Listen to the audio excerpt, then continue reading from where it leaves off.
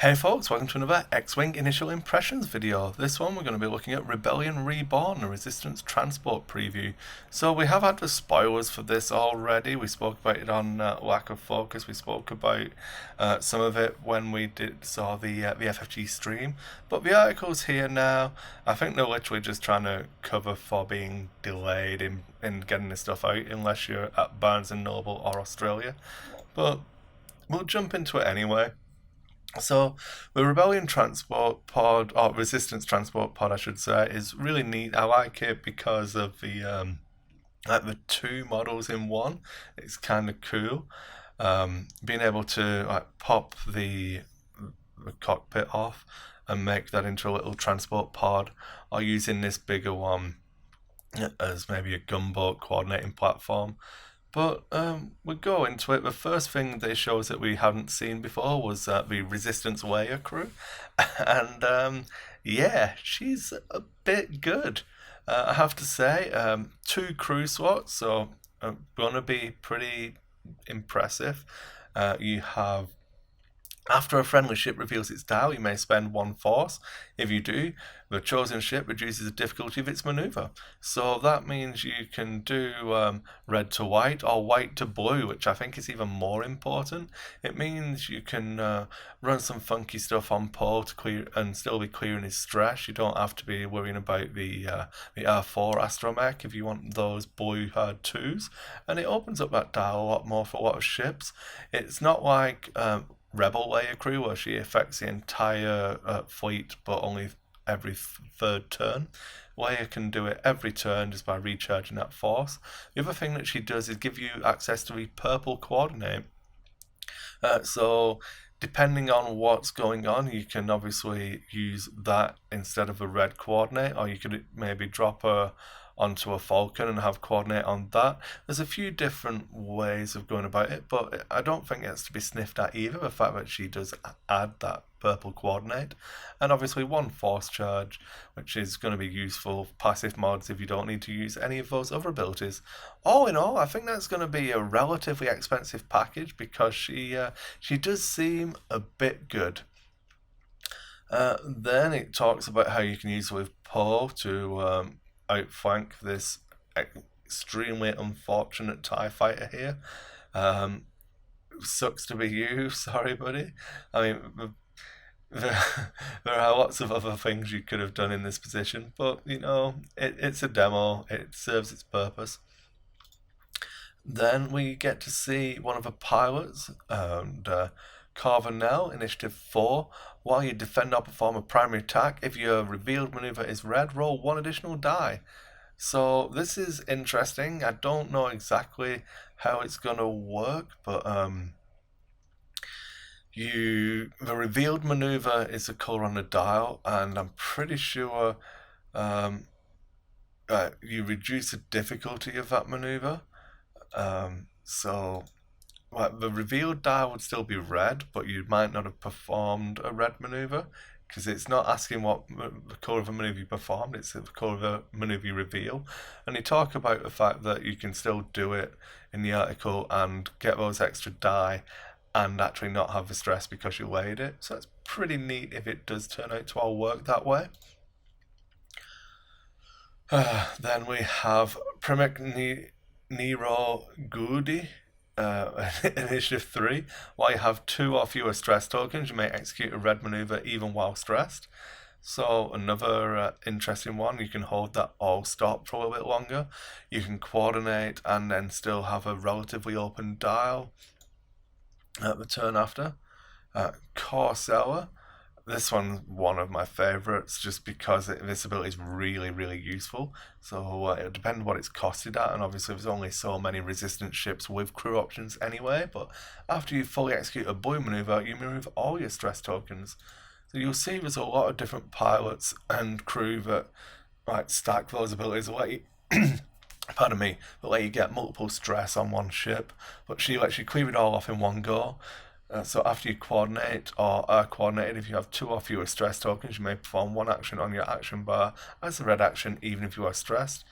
So you can coordinate someone and still get your mods for a focus or a target lock, or you can coordinate and jam and just have a party with it.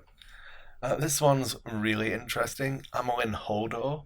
Um, Obviously, lots of text on this card. People have been trying to say they find it confusing. I have to be relatively honest. I thought it was quite well executed when you actually start looking into the wordings of the actual rules and stuff.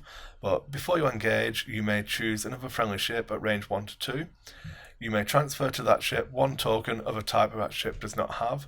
So if you look in the rule book, not a rule reference guide, there is actually a big summary of everything that's a token and everything that's like a marker. Like shields are markers, force charges are markers. So you can't transfer those. But focuses, evades, coordinate, calculates, reinforce tokens, all that kind of stuff can get moved along. And then you may transfer one token to you of a type that you do not have. So you can remove post stress this way. You can take weapon disabled tokens, anything like that. You could take a jam token.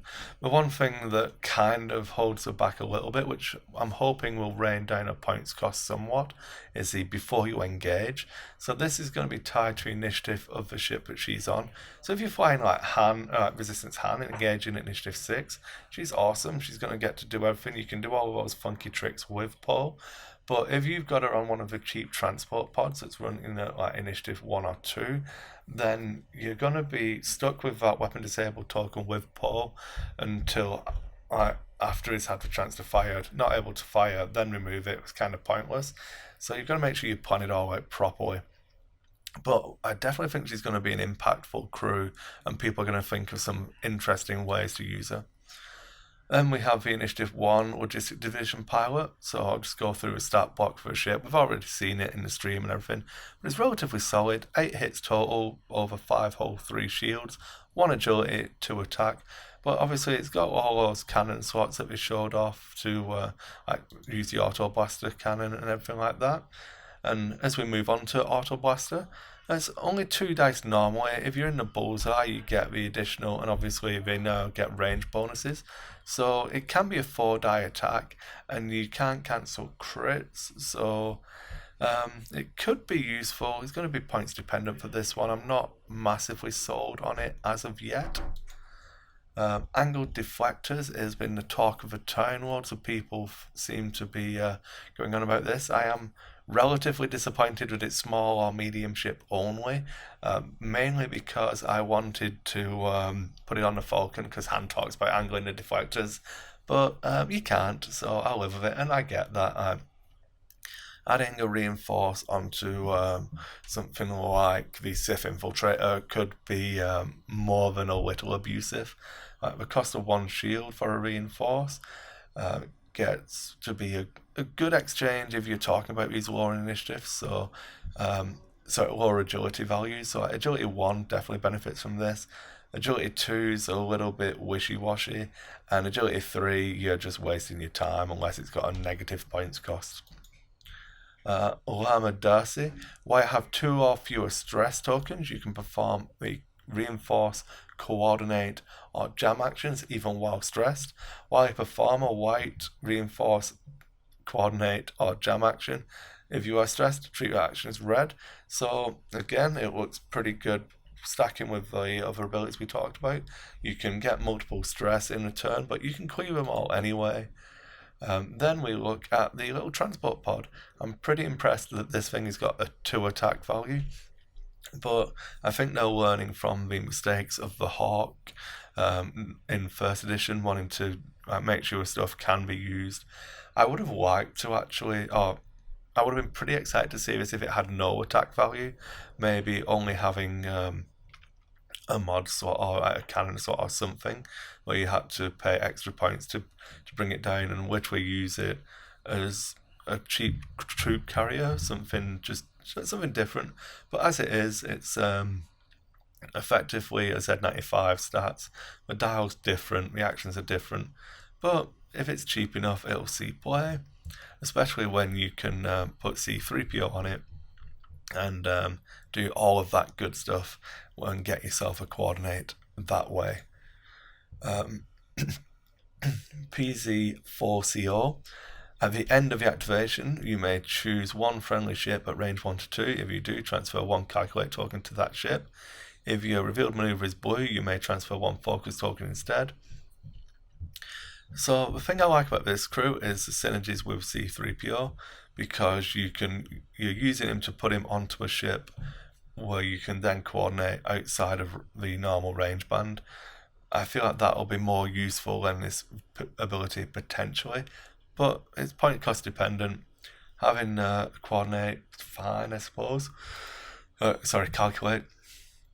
I can't speak today. Anyway, onto the pod with Finn in it. Here's the big deal. That's good. I like it. They've done well. While you defend or perform an attack, you may add one blank result, or you may gain one stress result to add a focus result instead. So pretty interesting. I don't know. I'd have to think about it. But I think if I was taking a pod, I'd probably want to take the cheapest one. Or Rose. Rose is good. Pretty survivable. While you defend or perform an attack, you may reroll up to one of your results for each of a friendly ship in the attacker's arc. So you can get some decent rerolls that way. This is one that they spoiled in the article in the past, GA97. So this is, you get to keep something in reserve and arrive at the battlefield later on in the game. So I'm really looking forward to exploring this. In the same way, Morello Eval was a pretty interesting ship when we saw that design space. So yeah, this will be good fun to play around with. And again, adds adds calculate. God damn it, Chris, get it right. Via Mordi, after setup, you can assign a compromising intel condition to one enemy ship. And that is, during the system phase, if the enemy via Mordi is at range 0 to 3, you have to flip up your dial face up, which isn't revealing a dial. Revealing a dial is a step in the maneuvers phase. So even if it's face up, you would still reveal it as part of executing that maneuver, or the game kind of breaks. So don't pick the dumpster fire. While you defend or perform an attack against the enemy via Mordi, you cannot spend focus tokens. So a quasi lockdown. Cadel Conics. We have, after you reveal your dial, you may set your dial to a basic maneuver of the next highest speed. While you execute that maneuver, increases difficulty. Really interesting thing about this one was that they showed on the stream was that if you're doing a reverse speed move, that is still a speed 1. So you can change from a reverse 1 to a forward 2, which is really interesting when you consider all the different positions you can be in. And yeah, so that's it. That is the article. Quite a lot to go through. I've rushed through it somewhat because I didn't want this video to drag on. But my thoughts, I'm really looking forward to this. I'm actually going to be picking up 2 of these when they finally make it to Canada. I've got my name down for 2 already. I don't know that I'd go more than that unless there's some real interesting canon, and then I want to run the 3rd one as a pod, because I don't know that you'll be able to get away with running the pod without the rest of the ship attached, or the rest of the ship attached without the pod, I suppose I should say. But let me know, how many are you going to be ordering? What do you think is going to be some interesting combos? Are you looking to just pile coordinate onto 4 or onto Poe Dameron, or are you going to be trying to build something with these as the mainstay ship in the fleet? What about dropping them in with the A-Wings so you can get a lot of extra maneuverability with them, triggering the coordinate for a target lock into a barrel, into a boost? Then you can still do your move, your focus, and then you could spin your turret, all of that stuff, getting loads of extra actions out of those. I don't know, I mean, there's so many options with this ship, and it seems like there's going to be a lot of cards that can change the playstyle. So let me know what you're excited for in the comments below. If you like the content, make sure you subscribe to the channel, and we'll see you on the next one.